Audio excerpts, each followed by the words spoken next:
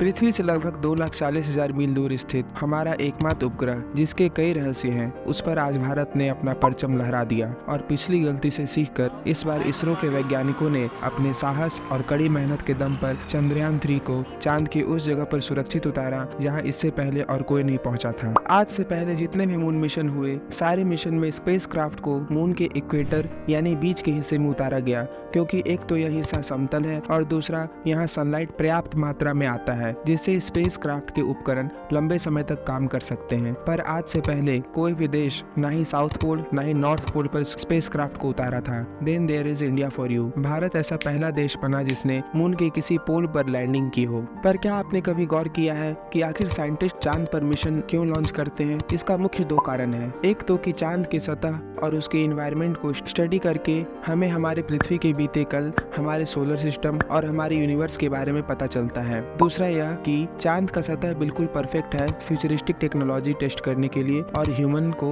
Habitat बनाने के लिए चांद पर। जैसे जैसे वैज्ञानिकों द्वारा खोज होते गया, वैसे वैसे टेक्नोलॉजी उत्पन्न होती गई। एक समय था जब लोग यह भी कहते थे कि रॉकेट कभी पृथ्वी को छोड़कर स्पेस नहीं जा सकती, पर इंसानों के दृढ़ शक्ति के सामने ये सब बातें बस बातें बनकर रह गई और आज के दिन ऐसा वक्त आ गया है कि 2 स्पेसक्राफ्ट पृथ्वी छोड़िए सोलर सिस्टम को भी पार कर गई है। कुछ साल में इंसान मंगल पर कदम रखने वाले हैं, पर इस सब की शुरुआत बिना चांद पर किए मिशन के बगैर नहीं होती। यहाँ हम देखते हैं कि सोवियत यूनियन द्वारा 1959 में लॉन्च किया गया ल्यूना 2 मिशन। यह पहला स्पेसक्राफ्ट था जो मून के सतह को छुआ। इसे 13 सितंबर 1959 को जानबूझकर चांद की सतह पर क्रैश कराया गया था। सोवियत यूनियन द्वारा ही भेजा गया ल्यूना 9 मिशन। यह पहला स्पेसक्राफ्ट था जिसने चांद की सतह पर कंट्रोल्ड सॉफ्ट लैंडिंग की थी। ल्यूना 10 1966 में भेजा गया यह मिशन पहला स्पेसक्राफ्ट था जो मून की ऑर्बिट में गया। ज़ोंड 5 1968 में यह पहला मिशन था जब किसी जीव को मून की कक्षा में भेजा गया। यह जीव एक कछुआ था। 1968 में ही अपोलो 8 पहला मिशन बना जिसने इंसान को चांद की कक्षा में पहुंचाया। एक तरफ यूएस और सोवियत यूनियन के बीच वर्चस्व की लड़ाई चल रही थी। अपनी श्रेष्ठता को साबित करने के लिए यूएस के स्पेस एजेंसी नासा ने अभी तक का सबसे फेमस मिशन लॉन्च किया चांद पर। इसी अपोलो 11 मिशन के तहत चांद की सतह पर कदम रखने वाले नील आर्मस्ट्रांग पहले इंसान बने।